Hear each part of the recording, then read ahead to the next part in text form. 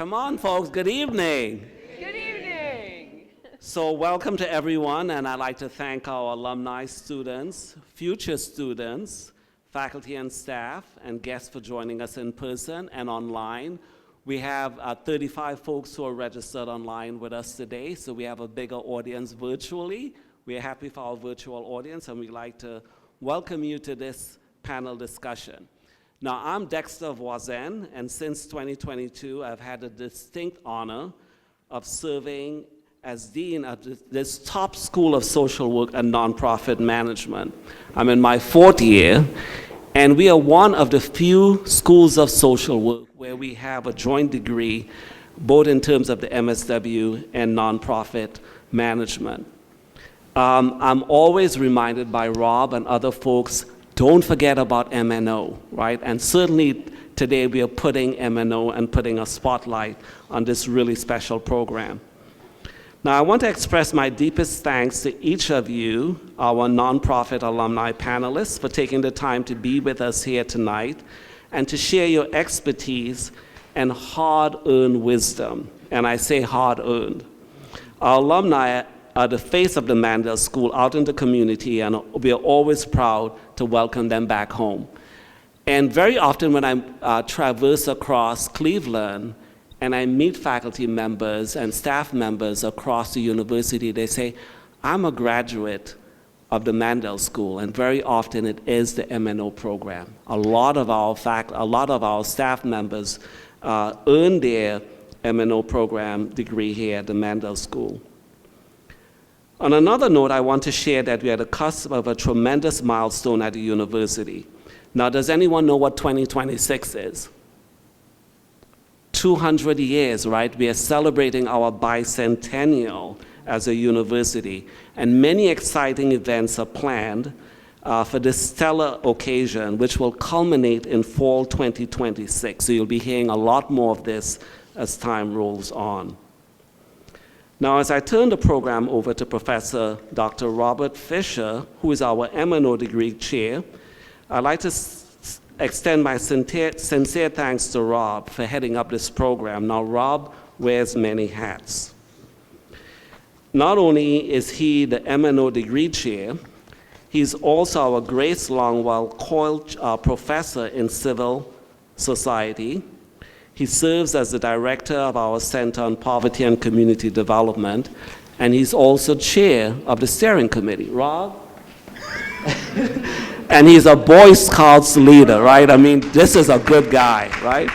Absolutely.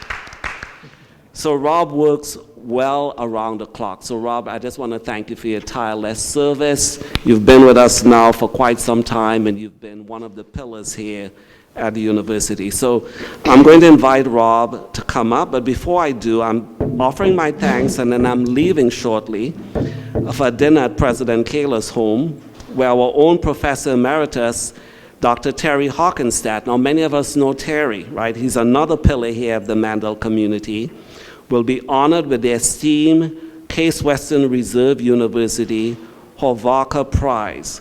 And I want to let you know that we have an embarrassment of riches here, and many of those embarrassment of riches are not only our MNO alumni, but many of them also serve on our visiting committee.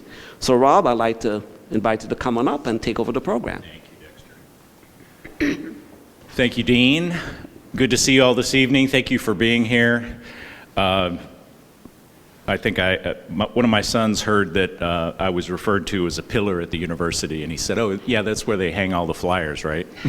So put those right on my chest. I'm in my 24th year here at the school, and have had the pleasure of leading our nonprofit management degree, in the master's degree, and our certificate program in nonprofit management for the last 10, 11 years. And while we're talking about leadership tonight, I think it's important to note for our school, with its 100-plus year record, we have produced so many leaders in social work and the nonprofit sphere. And really, we changed one of our taglines from change makers change agents to change leaders, because we recognize that so many of our alums, and we're featuring alums tonight from both social work and nonprofit management, who have really made a tremendous impact in their careers. So students always ask me, well, do I need a degree in nonprofit management to be a leader? Certainly not. I mean, the field of nonprofit management is only about 25, 30 years old. So we've obviously had tremendous leadership over many years, but we think that folks who are conscious of their needs as leaders and demonstrate those abilities in emotional intelligence and high-performing teams and all those things that we've heard about are the most effective. So we have a tremendous panel tonight, and I want you to get to hear from them. I know it's daunting to see these 6 folks sitting there, and I want to thank them for their patience and their willingness to contribute to tonight's discussion. So to start us off, we're going to start with just quick introductions. I'm asking for a 2-minute introduction, if you would. I know that's, for most of you, that's hard to stay in, to keep it short, but Sherry, I'm going to have you be our exemplar and start the introductions. Okay. Hi, thank you. I am Sherry Brandon. I am the Chief Executive Officer for Front Steps Housing and Services and President of St. Joseph Commons. I graduated from SAS in 2000 and the MNO program in 2018. So I didn't get enough, I had to come back. And I always say when you're facing a challenge or a battle, or whatever challenge in your career, you go back home, right? Because back home is where you can get to your next level. It's that pep, that pep talk. So I came back for my 2nd degree, and I'm so grateful that I did.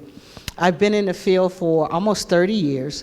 My career started with working with individuals in the homeless community, chronically homeless individuals in housing, and so I have evolved into the CEO, from case manager to associate director to CEO. And so I love the work that I do, and my start came from here. Good evening, everybody. My name is Darren Ham. I was here during 2006, 2007, just before that lovely building was built across the way. So we were kind of living between multiple buildings, but we wouldn't have known any better. But we do respect all you who get to go to that building. I entered the workforce leaving this program starting from the ground up, and really learned quite a bit through being a foreclosure counselor during the housing crisis and helping run housing policy after a period of about 10 years. Moving into arts and culture and helping run across 5 counties the connection between arts and culture and public health, which ended up during COVID when everybody was leaving arts and cultural organizations, so facing crisis mode. And today I am running the Cleveland field office and the across 12 state field offices of the U.S. Committee for Refugees and Immigrants, which I'll tell you more about in a little bit. Good evening. My name's Richard Jones, and I actually graduated from the Mandel School 50 years ago. Wow. So my career really does span quite a number of years, and I've held many, many jobs over those years, one of which included being the CEO of the Centers, a big organization here in Cleveland. I've also had the great fortune of being the CEO of Metropolitan Family Services of Chicago, and I also worked for Boston Children's Services in Boston. I've also had an incredible opportunity to teach at many universities in Boston, here at Cleveland State, here at Case Western Reserve, as well as a program I'm very fond of in Chicago at North Park University. I am still working 50 years later. I am currently executive coach. I also serve as the president of the board of directors for the Prefer Insurance Company. Prefer is responsible for the professional liability insurance programs for over 90,000 social workers across the country today. I'm also writing. So recently I just published my 25th op-ed piece. I'm actually active in 7 states, and recently was honored by the Cleveland Plain Dealer. They actually published 2 of my op-ed pieces. So I really feel special having those really published right here at home. There are 2 awards that I have received during my career that I'm really proud of. One of which is this program, the Mandel Center for Nonprofit Management, awarded me the award for managerial excellence. And that was a big, important award for me because it was validation of the impact of the work that I was engaged in during my tenure at the center and also during my tenure in other programs around the country. I'm also a social work pioneer, which is another very important kind of award that I have received. And I'm very proud of the fact I am a second-generation social worker. I am the proud son of Dr. Wilhelmina Manns. And Dr. Manns was on the faculty here at Case. She went on, completed her PhD at the University of Chicago while I was working on my PhD here at Case Western, and my sister was working on her PhD at the same time in educational administration. So those were fun times for our family to talk about our experiences. I am thrilled to be here and can really comment. I'm really interested in the questions because that's what I'm looking forward to.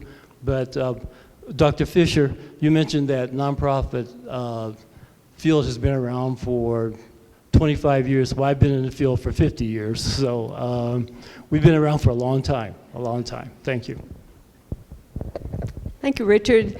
My name is Susan Lapine. I am very honored to be here. And I'll tell you something, doing a 2-minute introduction is much more difficult than a 10-minute introduction. And in order to stay within that discipline, I have actually written out my introduction, which is not my style at all. So bear with me, and I will talk your ear off when I get the chance. So I earned my MNO degree through the universities. It was an 18-month program at that point. Intensive interdisciplinary experience shaped by the business school, law school, and the Mandel School of Applied Social Science. It was, in essence, an MBA. It was designed for executive leadership in the nonprofit sector. That training prepared me perfectly for my first role after graduation, serving as executive director of the Cleveland Zoological Society. Who knew I would be at the zoo? I led a dynamic organization alongside a 65-member board of directors made up of some of Cleveland's top business leaders. We oversaw the Metro Park Zoo's membership program, fundraising, new exhibits, special programs, marketing, and the monthly member magazine. And I participated in strategic planning. Those were all things that this program prepared me to do. After 5 years at the zoo, my husband, and he was a new husband, and we really were madly in love, honestly, he invited me to join him in his business, which was investing in commercial real estate. It might sound like a pivot, but the leadership, strategy, and community-centered thinking I gained at MSAS translated beautifully, especially since our work was rooted in urban renewal and neighborhood revitalization. Throughout my career, I've continued to stay deeply connected to the nonprofit world, serving on the boards of social service agencies such as Applewood Centers, Hopewell, and Fair Hill Partners, along with several cultural institutions. 3 years ago, after my husband passed away, I launched a new business, Lapine Legacy, LLC. And today, I work alongside my son, developing land and revitalizing commercial properties throughout the city and near Hopkins Airport. It's been a full circle journey, blending business, purpose, and family. And I'm always happy to connect, collaborate, or simply share stories with others from this amazing community. Thank you.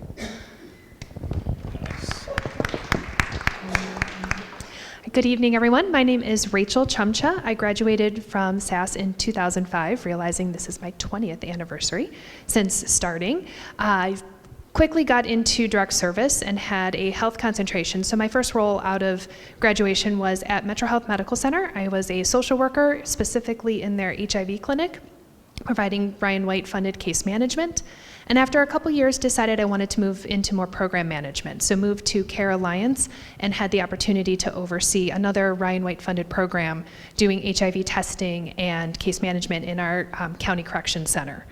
Really loved being at more of a macro program level, and after a few years at Care Alliance, had the opportunity to join the team at Cleveland Leadership Center, where we do leadership development and civic education, helping to develop individuals to be effective leaders in our community to help really make a difference on some of those really pressing challenges we see in Cleveland. And I've been with CLC now for over 13 years and currently serve as the Chief Program and Impact Officer, helping to develop and oversee our curriculum and measure our impact and really kind of help make sure that we're staying relevant and meaningful to our community. So very much looking forward to our conversation this evening.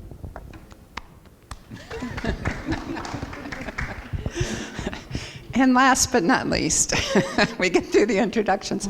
I'm so glad to see students here, and I hope you've noticed that as people talk about their bios, and you'll see it in mine too, we come out of school thinking we're going this way, and the road does one of these, and it did for me as well. I came out of school in architecture. I'm also the arts and culture person sort of on the panel, so one of these things is not like the other, I guess.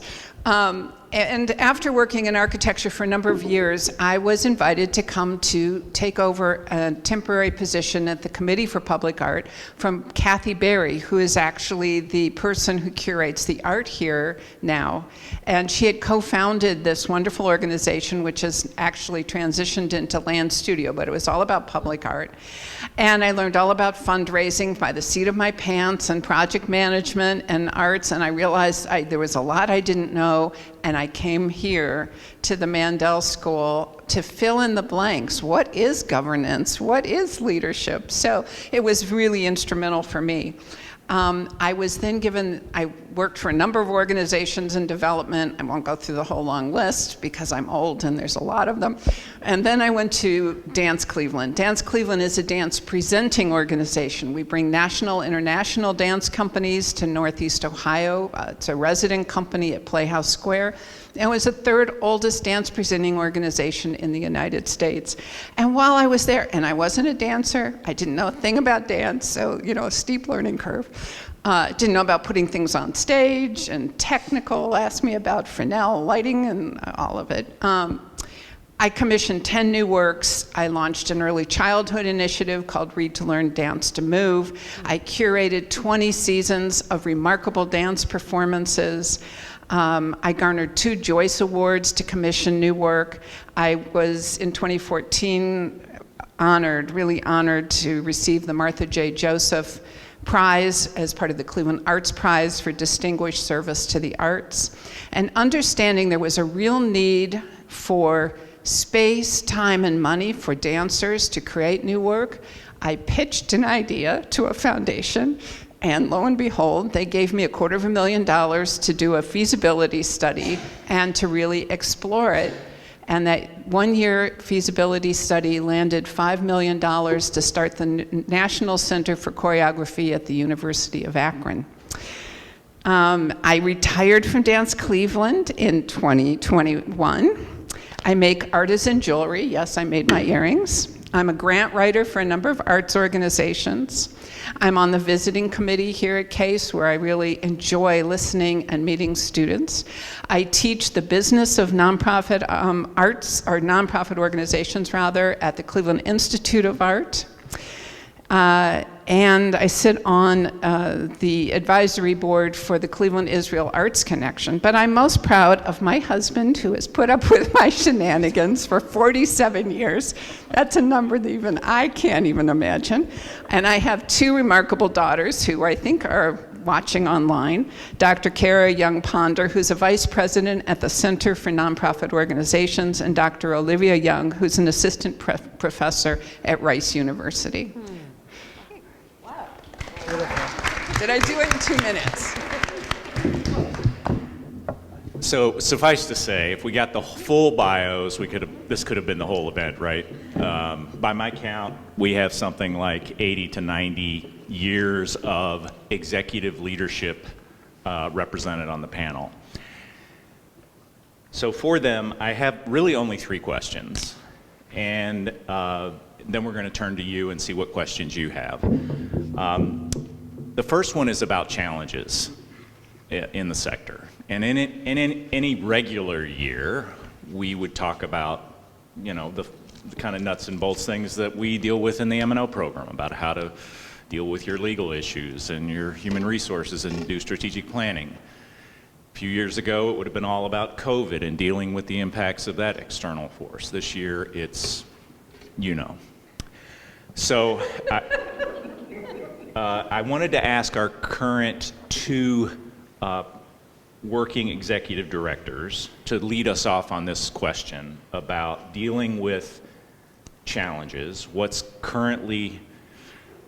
currently like for you in your organizations.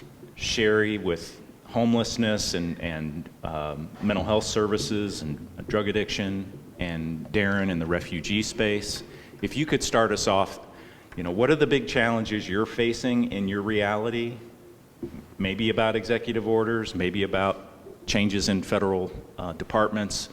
How's that going? And then we'll see what the panel wants to, the rest of the panel would add to that. So, Sherry, would you start us? So in my agency, as Dr. Fisher said, that we work with individuals who are formerly homeless, who rely on Section 8 vouchers, so public housing vouchers, behavioral health services, and they have a plethora of disabilities. And so when I look in the climate that we're in now, and I always say this about the nonprofit, it's like a lifespan. When we as human turn 15, we're 15. When we turn 25, we're 25. But in the nonprofit sector, you can repeat ages. So I wish I could repeat ages sometime, but you can repeat an age. And so we've gone through many challenges over the years. The organization started in 1986, and so there's a lot of challenges that you face, and I've been with the agency since 2021. So there's a lot of challenges you face, and then you look to the community, you look at the financial, you look at the boards, you look at fundraising. How do I fundraise better? How do I connect and collaborate in the community in another way? Then we went through the economic downfall in 2012, 14, somewhere around in there. And so you're like, okay, how do we survive this? And so you kind of weather the storm, and you have an answer. But today, with the changes, the threats to the administrative changes, you have no answer. There's nothing and nowhere you can turn to say, I'll just get some money from over here, or I'll get some money from over here, because everyone's at a standstill in a sense. And so the challenge is that if those cuts happen, then how do we house the most vulnerable people in our communities, which is the chronic homeless individuals who have severe mental disabilities and who have made the streets and the shelter their home.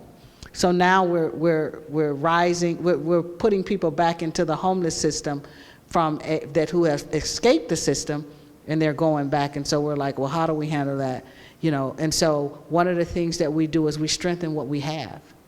We strengthen our agency and what we have, and we have a contingency plan.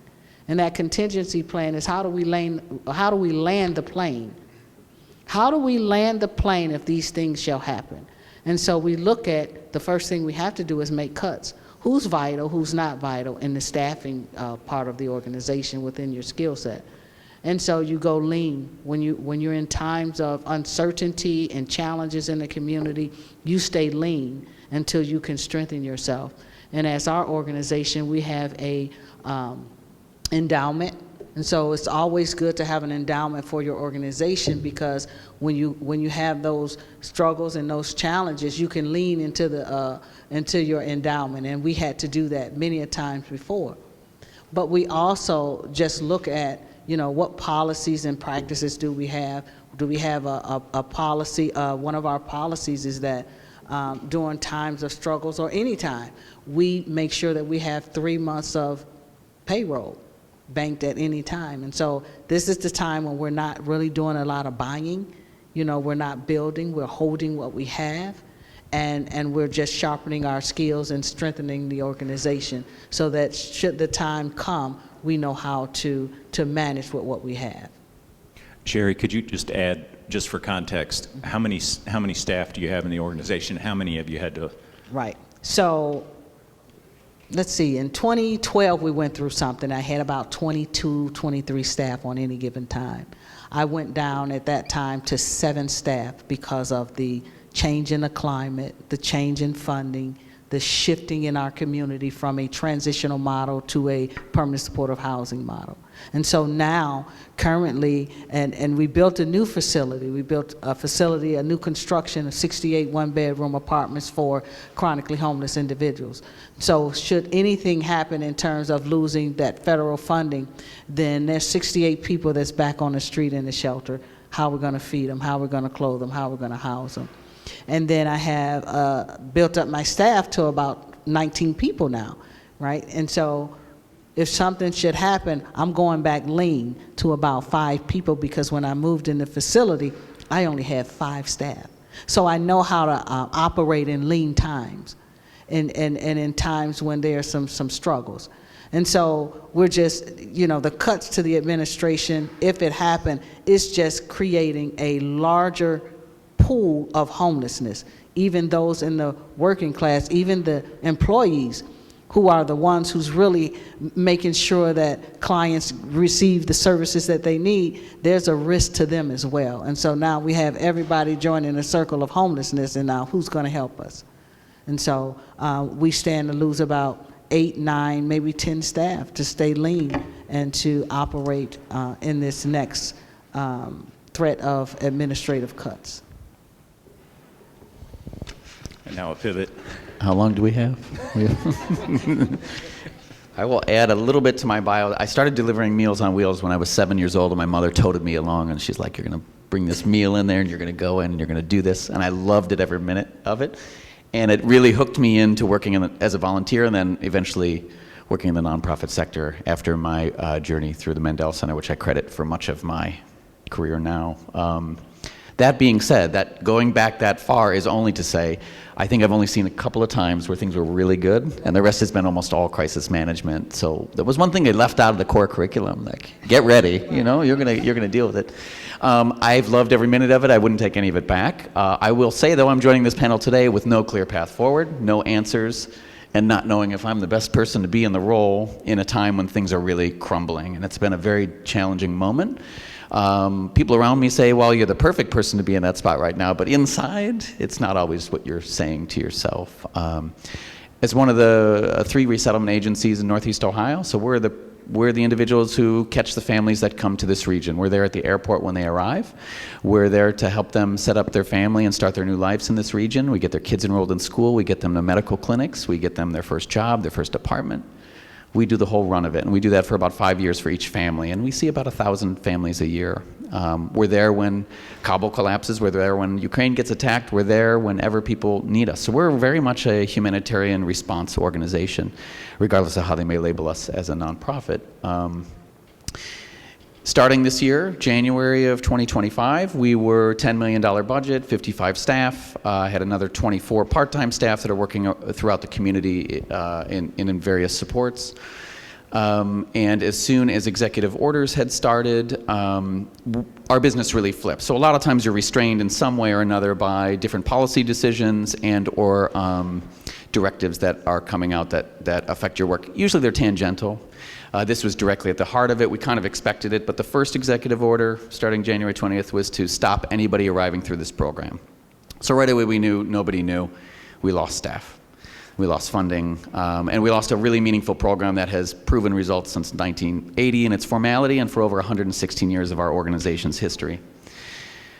By the end of that week, they had issued stop work orders for anybody working in refugee resettlement, so that stopped the rest of the funding. And by Monday, they seized federal grant and aid. So we lost 93% of funding in a period of 7 days, which meant nationally 45% of our workforce. So by early March, we were down from 55 to about 24. There'll be about 7 of us that'll last through June. So that doesn't give us a very good projection of where this work is going. The saddest part of that is having built from a team of about 6 when I joined, little by little by little, right? You're bringing people to the cause because the mission lives through the people that are around you, and it is embodied within those people that show up every day to do the work. 60% of our team are refugee and immigrants, so they lead the path. They bring the next person forward. It's the way immigration's worked here and throughout the world for a long, long time.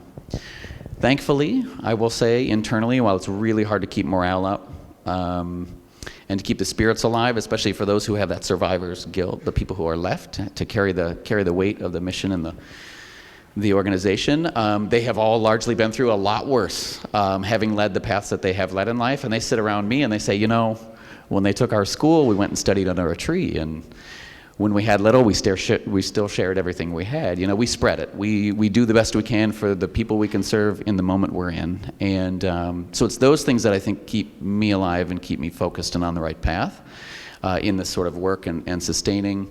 Trying to fill that gap in funding is nearly impossible. You can't pivot your mission because you exist for a purpose, and you have for a long time. You don't just turn that around and repurpose. And if you're going to do that, it's going to take an evolutionary shift.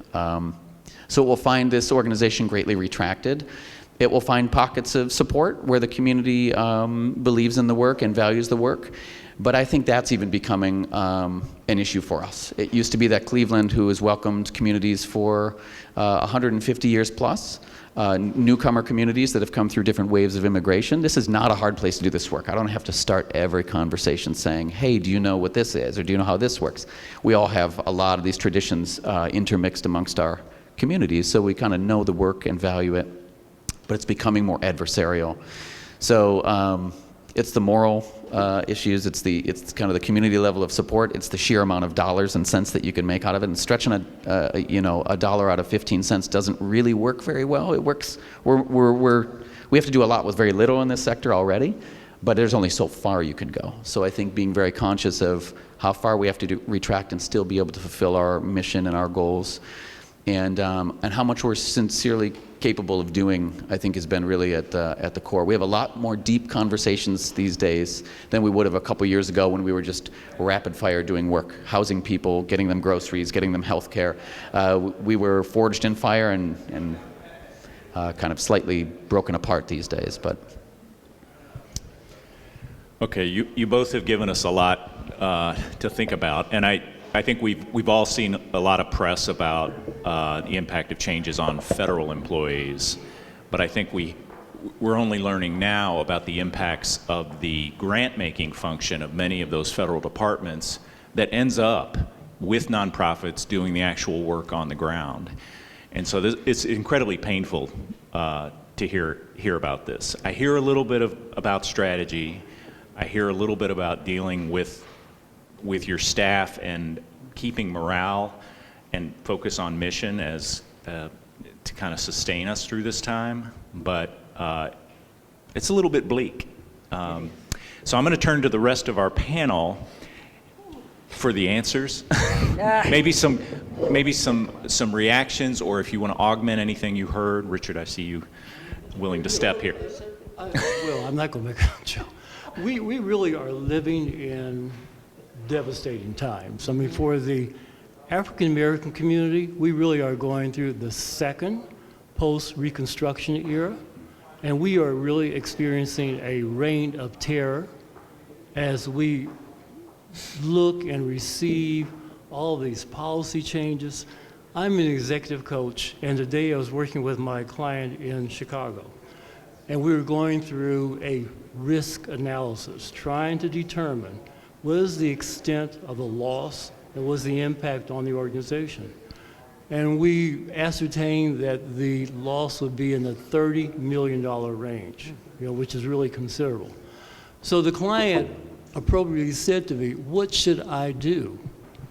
And I said to my client, who I've been working with for several months now, we really have to begin to rethink where we are in the evolution of the nonprofit sector. Rahm Emanuel, was the mayor of Chicago, used to say to me all the time when I would make my appeals for funding that, in every crisis, there's an opportunity. So even though I'm not going to provide you with funding, there's someone else out there who will.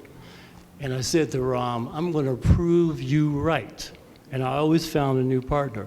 But what are some of the new alternative ways that we need to think about this? We have to think about, one, forming new partnerships. This is something that's very, very challenging for the field. Many agencies are a part of council of agency execs, and I've kind of observed this over my 50-year career. Everyone comes to the table, they share ideas, but true, authentic collaboration and true, authentic partnership happens very rarely. And I think that the crisis that we're going through now is going to require transformation of the sector. And we're at that precipice, and I think the opportunity does exist. That's number one. Number two, I think it's very important for the philanthropic centers to really realign their priorities and really get with the program and acknowledge the fact that we're living in a very different reality, that this reality will continue for a while. It's not here on a temporary basis. This is really going to be around for a long time. And I think that third, we really have to think about that word called consolidation. Certain single purpose organizations have to really realign with other organizations. So for me, I was thinking if I was still the chief executive officer for the centers, or if I was still in Boston or still at Metropolitan Family Services, I would go that route. And I love the kind of energy that is reflected in these chief executive officers, because our role is to really always create a vision where we can really mobilize people around important goals and really move forward. So those are a couple ways I would really kind of reframe and rethink these very, very challenging times that are going to go on for a long period of time. So. Anybody else care to add a thought? Sure. This is on. Thank you. I think you've hit the nail on the head. I'm not in an organization, but I was at the table. I don't know if any of you all were there when the funders pulled together the big meeting that we're all in this together downtown at the City Club. There must hundreds and hundreds of people, mostly in the health and human services sector. And it was pretty eye-opening, and it reminded me of a couple of things.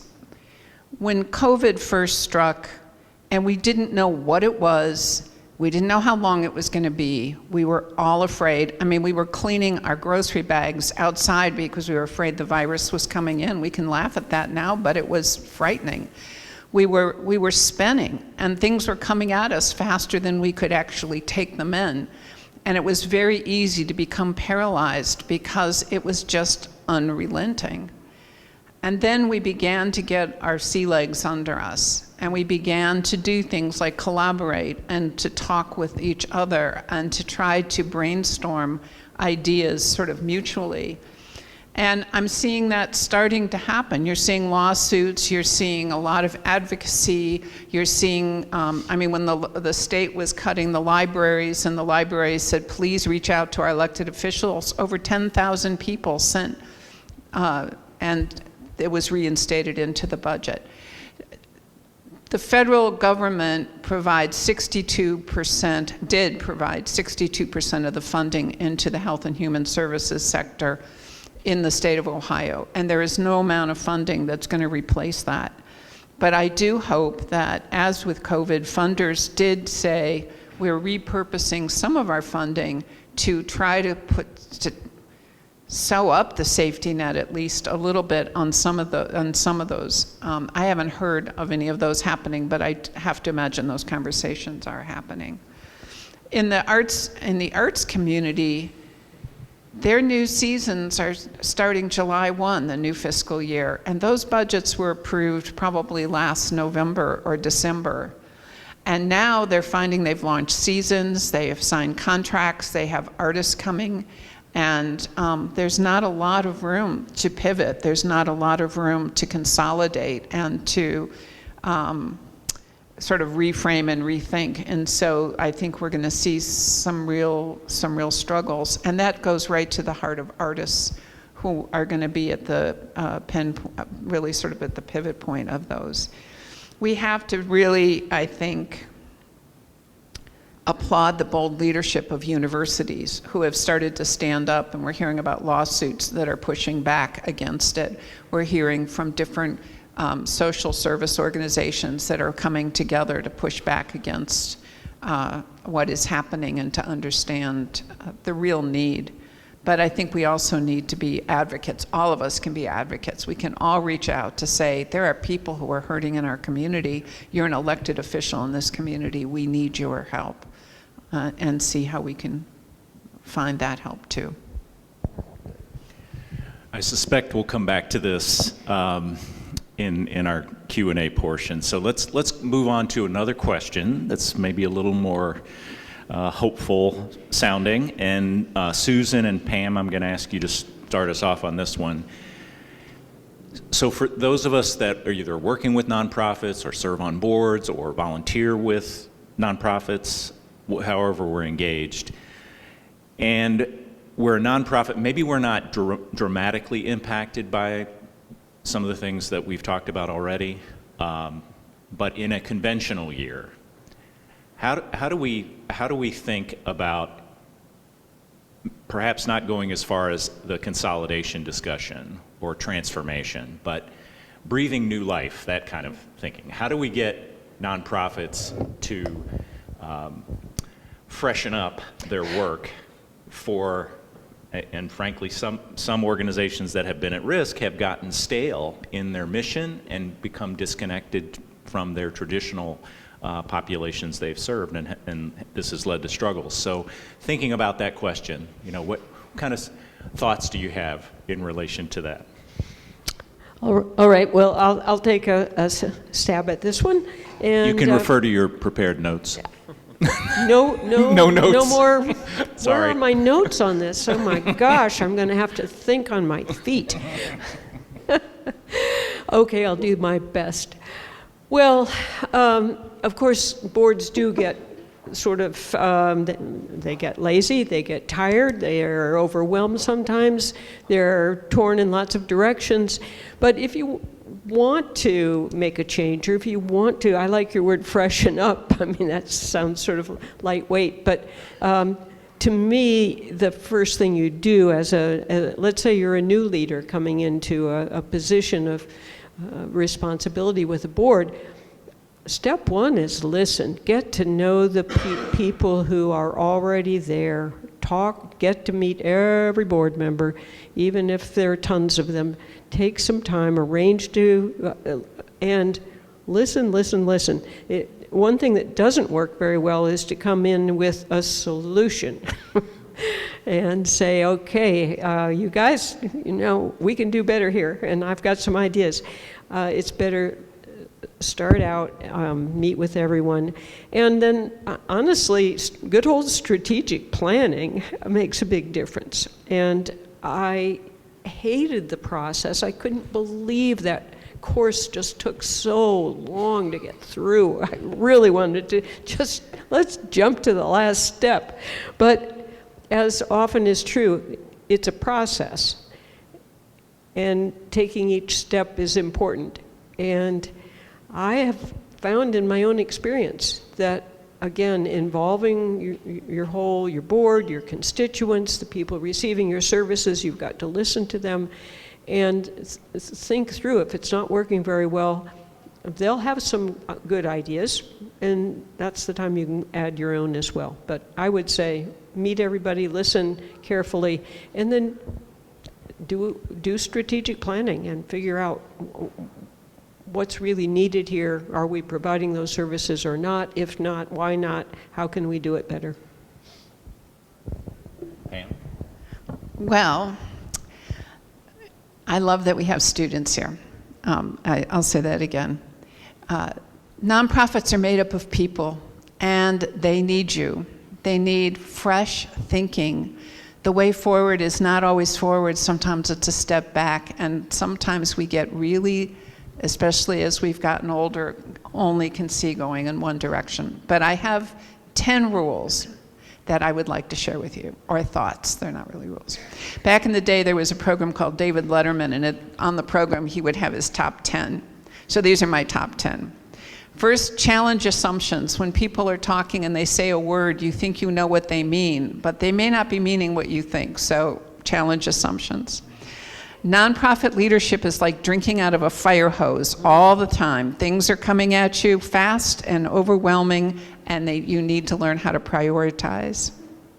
Number 8, intuition is a real thing. Don't disregard that little voice in your head. It's a good monitor to listen. 7, bring the smartest people you know together to think through ideas. Number 6, sometimes the way forward is to take a step backwards. 5, test new ideas, but try hard, fail fast, and know when it isn't working, let it go and move on. Number 4, the job is never done, it's a journey. Number 3, know and understand your moral compass, act with integrity, honesty, and transparency. Know where your line in the sand is. Number 2, be curious. Ask questions, lots and lots of questions. Curiosity fuels innovation for nonprofit organizations. And if you don't remember any of those, remember this one: walk toward the problem. There is always a problem, and we are inclined to say, oh, I can't do this now. I will deal with this tomorrow. You can't do it. You have to walk toward the problem. Put that in your head. I share this with my students. They roll their eyes at me. And now invite if there's any other comments from other panel members on this one. Richard's got one. One comment I want to make is that on the constituent input question, that is extremely valuable and very important. And we really have to work in earnest to really delve into the rich input that constituents can really provide organizations. I find that when you're going through a crisis, they can really be an important kind of anchor as we're going through the change process. So we need to listen carefully, we need to respect their ideas, and we need to incorporate that as we're going through a change process. So I want to underscore, I have worked with a number of governing structures in Metropolitan Family Services. I have worked with a board of 60 people. On the Preferred Insurance Board, I work with a group of 10 people. But who is essential in that process are the policyholders that we are serving for the insurance board, and the constituents that we serve at Metropolitan Family Services were an important kind of service for me. So I just wanted to raise up the importance of constituent input. That to me is invaluable. And something that we talk a lot about in our programs as we're training folks to work on boards, to work on initiatives, is to keep in mind the idea of you want to work with, not for. And so that idea of listening to those you're serving and ensuring that what you're doing is actually helpful and they have the buy-in. So that is something that we keep at the forefront. Sherry, did you want to ask? I did. I just wanted to basically comment on Ms. Lapine and Susan. And so strategic planning, number one, is very crucial for an organization's strategy and where you're going during times like this. But the key is board members, making sure that they're involved in the strategic plan from every step of the way, because it's them that's going to help lead the organization. Because as CEOs and directors of these nonprofits, sometimes we're like, I think somebody said it's like drinking water out of a fire hose or fire out of a water hose. It's true. and so we welcome that input. And so all board members, really we need board member input. What direction should we go in? Be involved in the strategic plan, be creative, and just help the organization to give us our marching orders through this crisis. I think that's the advice that I would give. Oh, well, I would be the only one. I'll just take it because I didn't put a comment in here. I would only add maybe have fun. I remember early days of trying out nonprofit work and doing a lot of community organizing, and there's always this last step of celebrating, and I was like, I don't like parties and stuff like that. I don't want to do any of that. And I realize now, as it's come full circle, how hard the work is should be reflected in how much fun you can have together. You're really buying together as a family when you're doing some of the most critical work, and taking that time out to really focus on the connections between people, because every day is them connecting to the work and doing the hard stuff. So I think that's a really understated element to keeping the team positive and energetic and excited about showing up every day. So I'm going to move us to our last question, and that is, normally what I hear from our students or those that are considering expanding their education is, well, I'm not sure if I want to work in the nonprofit sector because of the pay. And now we have this added dimension of risk to organizations and risk to our nonprofit employees. But let's say I'm undaunted. I'm driven by my passion for mission, and I want to feel good about the work I do. What do you tell folks who are early career about how to be best prepared for the kinds of roles that we have been talking about? And I'm going to start with Rachel and then Richard. Great, thank you. Kick us off on this one.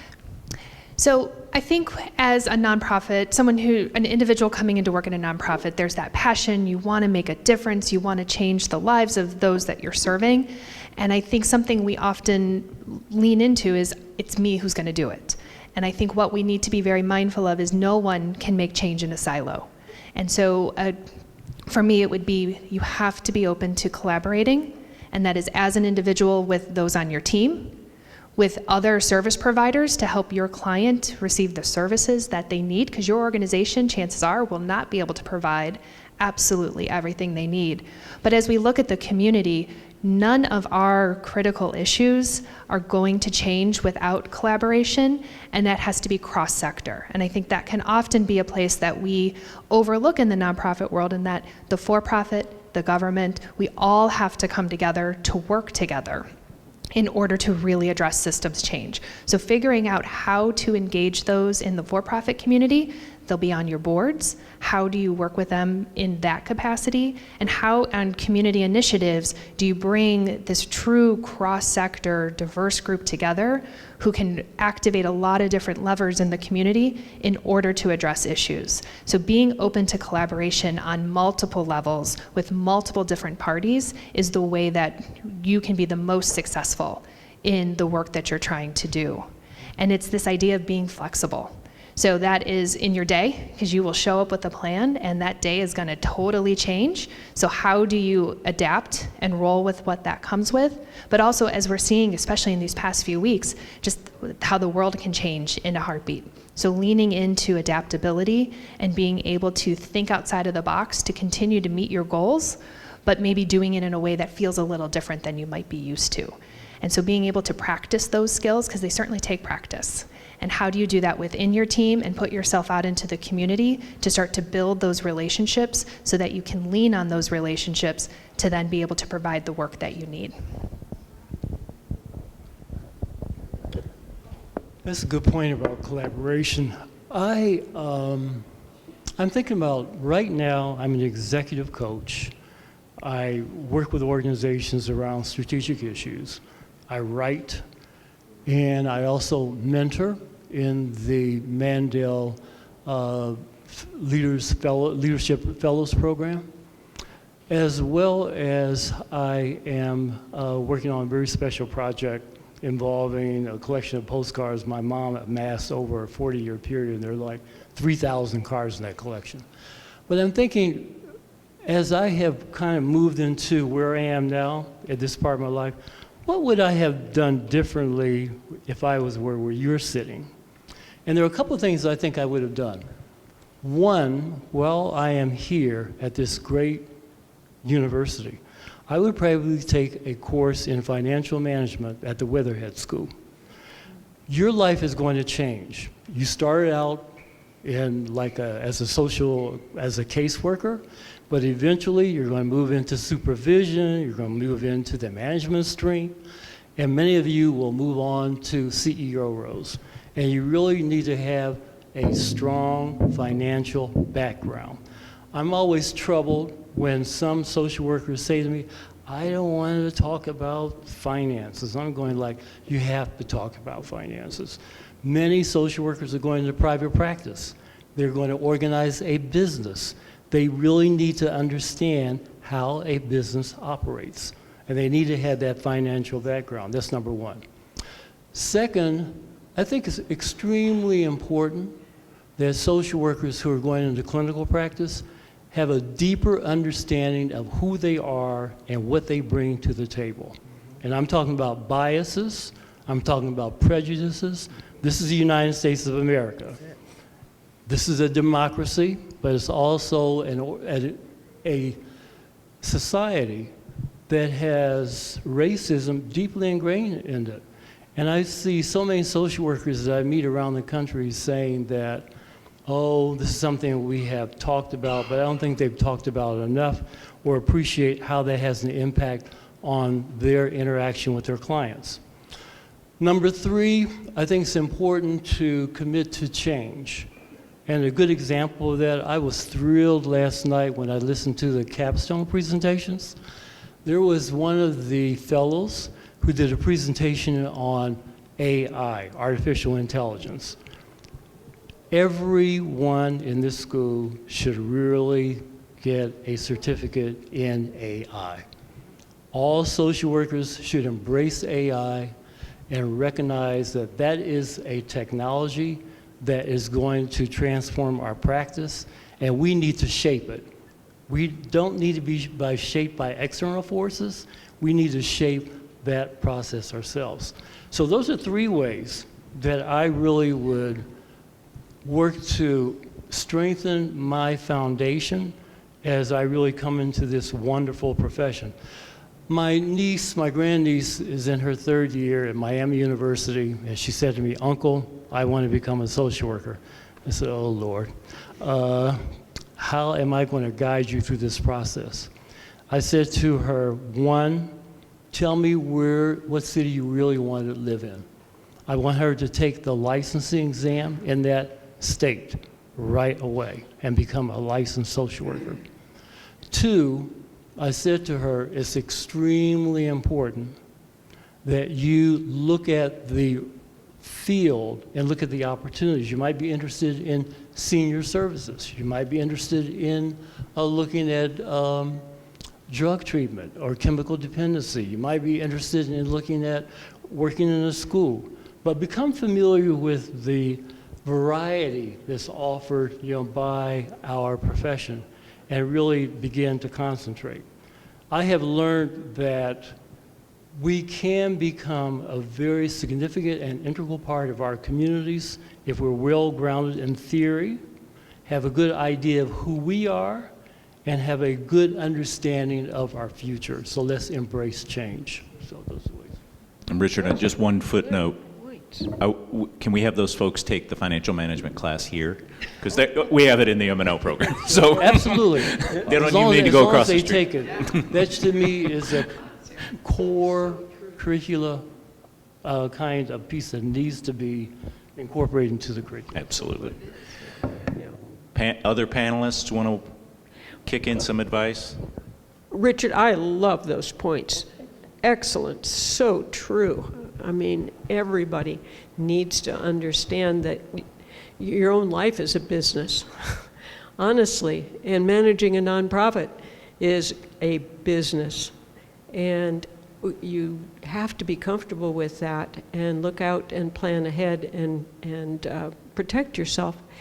And just one other comment. I was so sad to hear the first two of you talking about the devastating impact.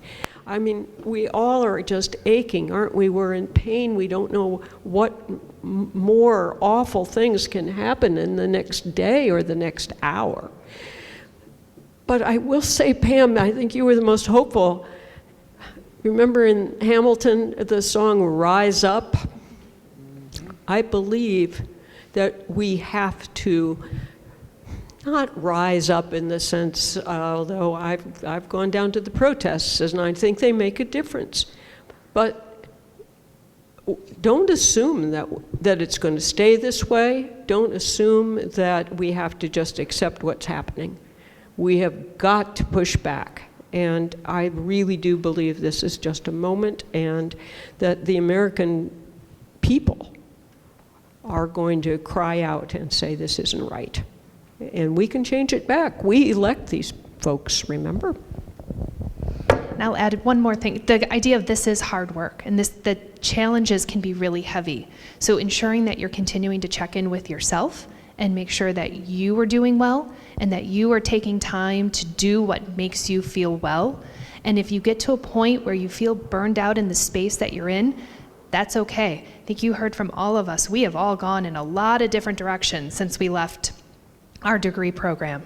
There's a lot of different ways to make change and make an impact in the community, and you will find that different path. Your skills will translate, you will still make a difference. It might look a little different than you're thinking about right now, but if you keep checking in with yourself, you will find that path that keeps you feeling fulfilled, but also feeling really good and really healthy. Fantastic. Could we give our panel a quick hand just for what they've shared? And now we have some time for some questions, see what's on your mind. Anybody here who's in, are you going to take this? Okay, if anybody wants to ask a question. Perfect. And for our online viewers, please type your questions in the chat. We'll make sure to read them aloud. And anybody in person, feel free to raise your hand. I'll bring the microphone over to you. Thanks. Hi, just a quick question in terms of given the current funding challenges, how do you guys think about the mix between staff and volunteers in your organizations? Well, for me, I think it's wonderful to have a mix between staff and volunteers, because at a time like this, you need volunteers to help, push the vision of your organization, support your clients, and support the staff as well. So a mixture of volunteer and staff is great. And my organization is a CARF accredited organization, and so we welcome volunteers. And volunteers will get the same type training, the same orientation that a staff person has. And so peer supports are also welcome within an organization to help the organization thrive and survive, and to bring that life to the client.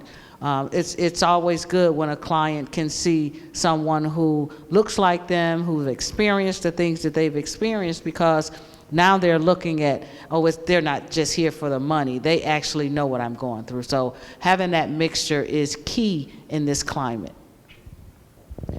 I think it's a really great question. I've been thinking about this a lot, and how as funding and programs are deconstructed in a way, it really leaves us with the same amount of work, if not more need in the community, and a lot less hands to do it. And in my case in particular, but in many other industries too, because while we were once kind of feeling like a target in that first week, we watched FQHCs and food banks and on and on and on facing the same struggles and restraints in funding. And I think it's just going to need a lot more of the community to be engaged. As I've seen in my practice, I think nonprofits look at volunteers when it's convenient. I'm going to say that gently, but that's really, I think, what a lot of us do in practice. But I think we need to see them much more as integral. We kind of get the community involved where it's needed and keep it kind of a nice finite pie slice. But I think we really need to start to adapt much more of a mutual aid type philosophy, where there's a lot of people helping lift and deliver the mission, even if it's what we've been kind of prohibit a lot of people from working in spaces with vulnerable populations and such. I think we need to be a lot more open and think. I like the idea that you train people the same way you would staff, because that really brings it in and builds some credibility around being a volunteer versus doing it in spare time, kind of a treatment. Yeah. I told you, as a nonprofit, we go back to 15. Charitable work started with volunteers. And so then we begin to push for being paid, and not at a charitable rate. But it starts back again. And so now we're at a time when we need volunteers. And, you know, just COVID moved, volunteers just disappeared. I mean, it was like they were evaporated somewhere. Where did they go? And so because they didn't, the pandemic. And so now people are now returning into the workforce, feeling a little more comfortable. And so it's now, how do we put them in? Where do we put them? One comment. It's cute. The model is a good model, and I agree with it. I think it has a lot of value to it.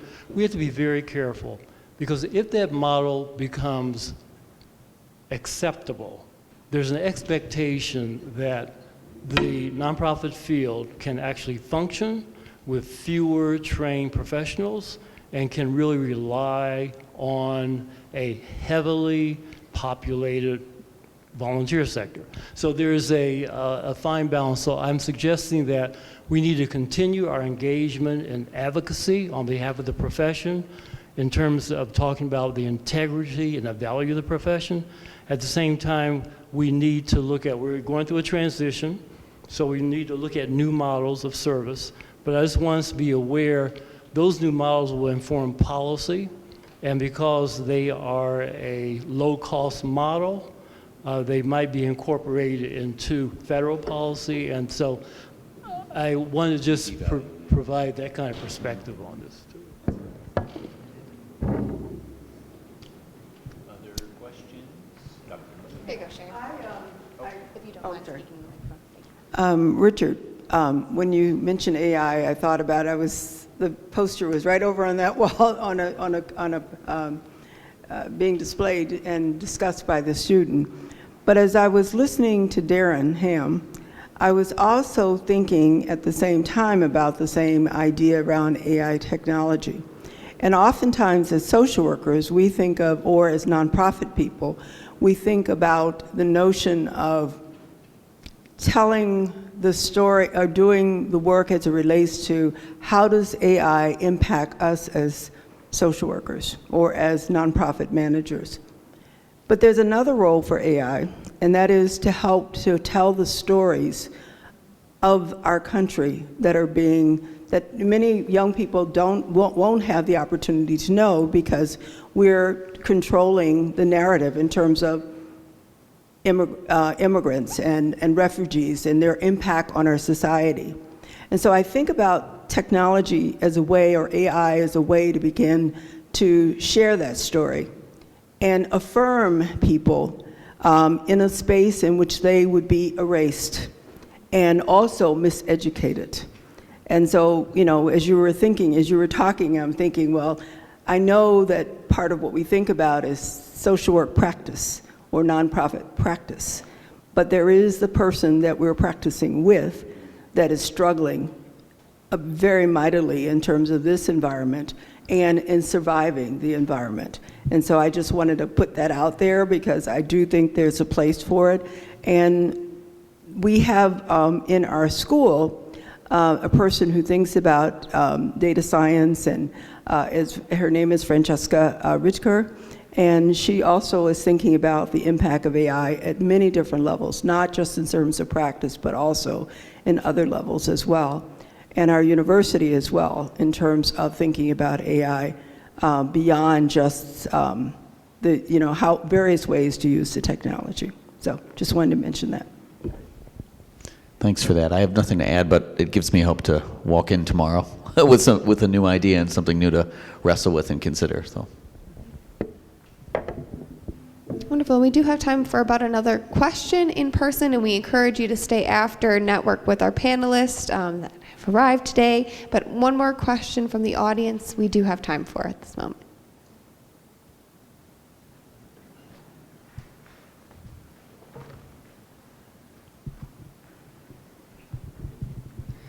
I was just wondering about times maybe where you faced adversity in your personal careers, things like maybe not getting, a job you applied for or a board position you really wanted, and just kind of how you've handled that and how you've overcome that. Thanks. Say having a really good mentor, someone not in the organization, someone that you can turn to, who you can just share your thoughts with, and that you really trust that advice from, and to really give yourself the space for that self-reflection. and think about, again, who are you? What are you passionate about? Why are you there? Is it a place you still want to stay? Is there a place you can grow? Like, what really resonates? And just, again, it's finding the space. And I think a lot of times in this field, we don't give ourselves the space. We're constantly thinking about the organization, the clients we serve, but being able to take that step back and be able to just talk to people, especially people who are outside of the sphere. I would also say, I know this sounds very pie in the sky. In those devastating, sad moments when things aren't going the way you really wanted them to go, I have found in the long view that something else does happen, and a better job comes along, or a better opportunity, or new funding, or whatever it is. And it made me realize I'm glad that really first thing didn't happen, because this is so much more about what I wanted to do. It's hard to know that in that moment, but if you write it down and look back at it, it's often the case. I think I'm seeing heads shaking, yes, but I think that we've had those experiences. So for the young people here, no is sometimes the start of a conversation, but it's not always the end of one. There is a reality in the nonprofit sector that I became very familiar with very early in my career, and that's called the political reality in the organizations that you work in. So I remember when I moved to Chicago, I didn't know a soul, and it was in the second year of my tenure of my job, and I thought we were doing well. We were operating in the black, and we brought on a very important consulting group called the Boston Consulting Group, and they did an analysis of our finances. And the report indicated that if we didn't take action, we were going to face an incredible deficit. And I was devastated. I was a new CEO, new to Chicago, had left the mothership here in Cleveland, and taken this risk to really become the CEO of a big organization in Chicago that had been around since 1874. So there's a long history to it. And I was the first African American, which for me is important because that's another layer of challenge that many professionals have to face on their journey. And I said to myself, how am I going to deal with this? And I had to form an alliance with board members. I had to court people, go to lunch with them, explain to them that I was facing an incredible challenge, and I was really fearful that I may not make it because we really had to make a very important decision. I knew what we had to do. We really had to disengage some of our programs, but those programs were loved by some of the board members, and they were really treasured. But I knew that in order really to reduce our costs and really get our ship righted and really get back in the black, we had to take some drastic action. So one of the first things I did, I formed alliances and I engaged the political process. Oftentimes people avoid it. So that's one thing that I did right away. The second thing that I did was I increased my workout schedule because self-care is extremely important. This year I will be 81 years of age. I have fought many battles. I have a lot of scar tissue, but I'm damn good at what I do. And I'm informed by my experiences, and that's why I think I'm an effective executive coach.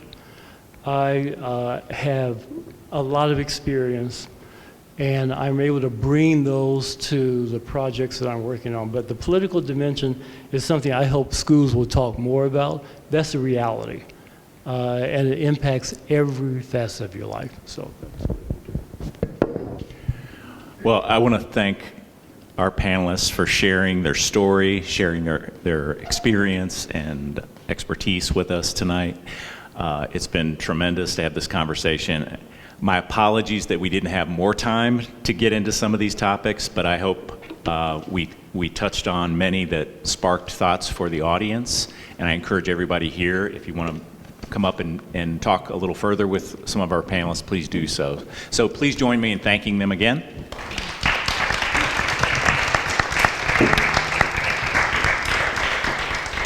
And with that, thank you all for coming out tonight. It's been a pleasure, and look forward to seeing you at our next event.